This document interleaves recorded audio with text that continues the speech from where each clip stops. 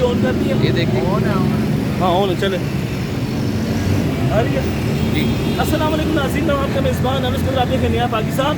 ناظرین، زبیر نے سب کے اوپر یہ الزام لگایا گیا کہ ان کے پاس اسلحہ موجود ہے، ان کے گھر کے اوپر کچھ چھاپا پڑا ہے.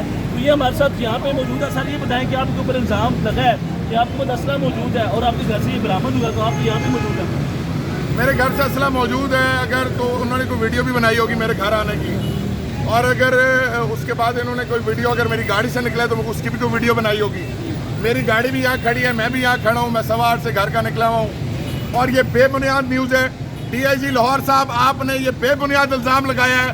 آپ نے اسلحہ لوگوں کا کہیں سے پکڑ دھکڑ کے پورا کر کے آپ نے بے بنیاد الزام لگایا ہے، اور اس کا آپ کو خمیازہ بھگتنا پڑے گا. جس کے کہنے پہ آپ نے یہ الزام لگایا ہے اس کی لندن تو کیا پاکستان میں بھی کوئی جائیداد نہیں ہے. مریم نواز صاحبہ، آپ یہ اوچھے ہتھ کنڈے جس طرح بخلاہٹ سے آپ نے اس دن کا آغاز کیا ہے. میں زبیر خان نیازی، جنرل سیکرٹری لاہور، آپ کو بتا دوں کہ لاہور نکلے گا. آپ کے اس اوچھے ہتھ کنڈوں کے باوجود نکلے گا، پورا پاکستان نکلے گا.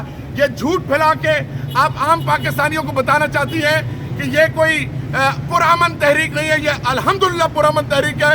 ہم اخلاقی قوت پہ بلیو کرتے ہیں اور ہم قوت ایمانی پہ بلیو کرتے ہیں اور زور بازو پہ یقین رکھتے ہیں. انشاءاللہ ہم پولیس آپ پہنچ کو کے رہیں گرفتار گے. کرنے کے لیے تیار ہے، آپ کے اوپر چھاپا مارنے کے لیے تیار ہے. کس طرح مقابلہ کریں گے اس کا؟ پولیس نہ مجھے پولیس کی گرفتاری کا ڈر ہے، نہ کسی چھاپے کا ڈر ہے.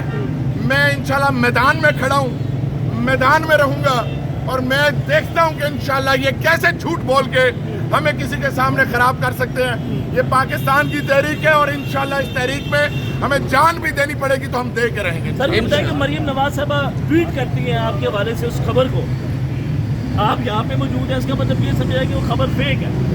مریم نواز کی بوکھلاہٹ کا آپ اس سے اندازہ لگائیں نا کہ مریم نواز کہتی زبیر نیازی کے پاس سے اسلحہ برآمد ہوا ہے. تو مریم نواز صاحب، آپ کو اتنا خوف ہے، ہمارا اتنا خوف ہے، بے فکر رہے.